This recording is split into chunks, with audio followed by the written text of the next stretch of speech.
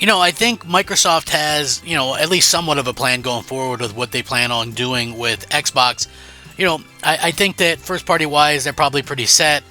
They're probably going to miss out on some things in the future. Third party wise, stuff like Wukong or whatever, they probably won't miss out on anything major, at least for a little while.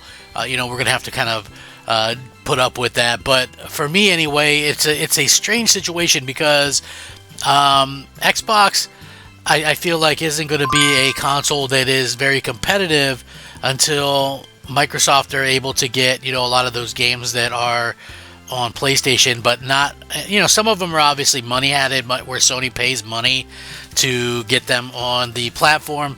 But then you also have some that aren't that, and I think that Microsoft has to do a better job of making sure that, that stuff is the case. Now, we don't know for sure about like something like Wukong or whatever, but if that's not money added, then Microsoft has to figure out how to get one of the biggest games of the year on Xbox, and they have to be able to do it to where it goes on Xbox, like the same day.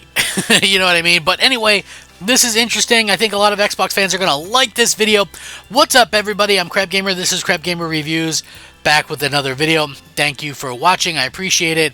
Please like, share, subscribe. I would appreciate that as well. It helps out the channel. It means a lot to me personally. If you guys are watching, a simple like is all I ask. Honestly. Happy holidays. Happy New Year. All that kind of good stuff. I do daily gaming content here. So, if you guys are looking for a place that does daily gaming content, you look no further.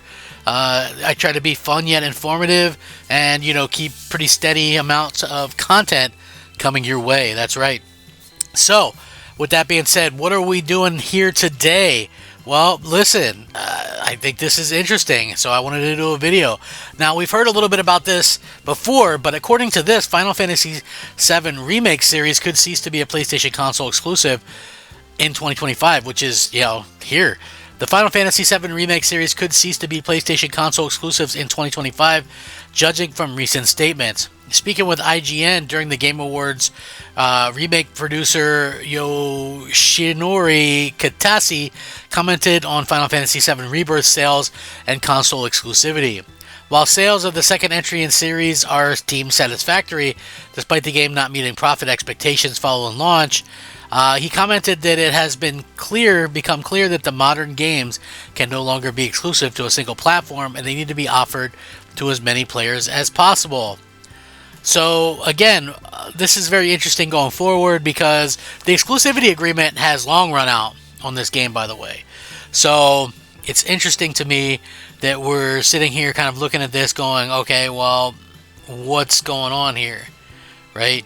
I feel like, these games probably could have come to Xbox at any particular point in time and, we'd be good or whatever, but the fact that they haven't is interesting. Also, they could be talking about multi-platform, whereas they launch simultaneously on PC.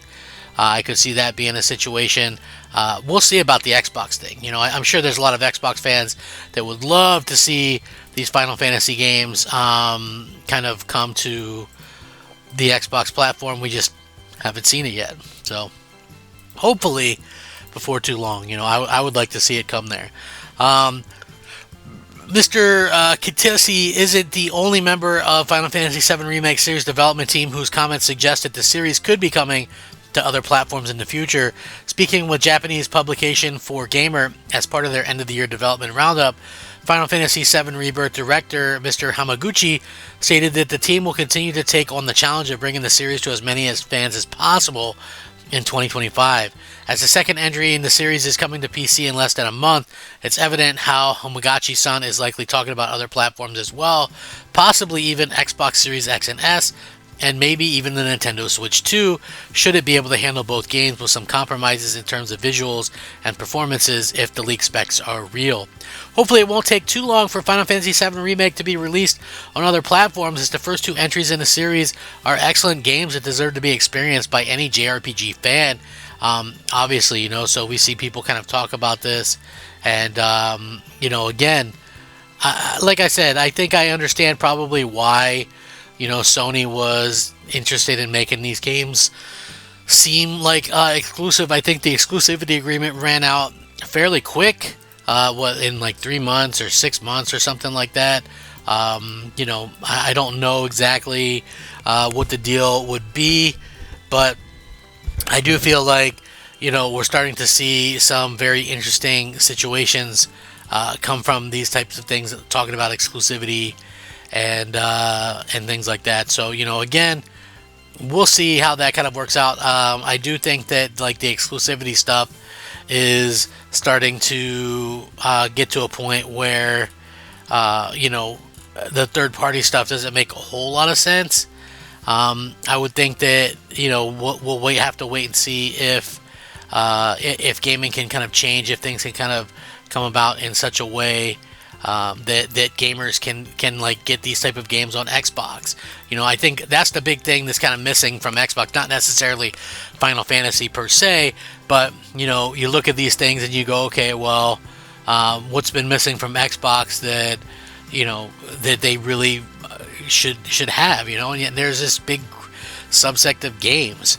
It's Final Fantasy, it's Silent Hill Remake 2, it's these games, it's Stellar Blade, and like again, like this stuff should come to Xbox day and date.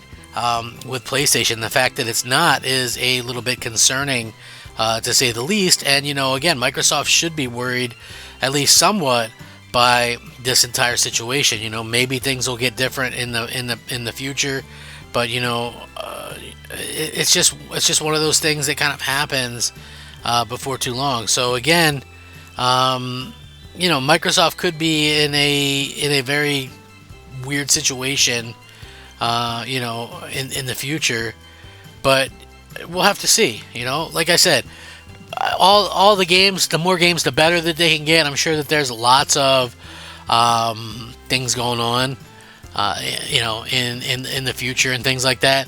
But again, if you want to talk about having a viable platform, I think you need to sit there and go out there and have something that really appeals to that mass audience.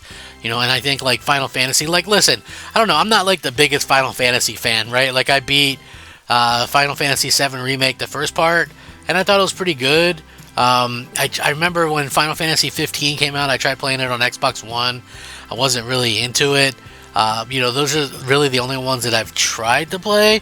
I got, I believe, Final Fantasy 16. I got that for Christmas, but I haven't played it yet, so we'll see. I mean, they look like good games. I hear good things, but I just think maybe people are kind of burnt out on these. I'm not really sure, but it just seems that way to me anyway, and we'll have to wait and see if getting these games on Xbox can lead to Xbox being in a better situation, just in general, kind of going forward. So again, I think that we've got some very interesting things that are kind of coming to fruition, and Microsoft really has to kind of do a better job of making Xbox a priority. But we'll see. I think that it's something that gamers are kind of looking forward to, and that gamers are kind of waiting to see what happens. Like for me, it doesn't really matter what happens,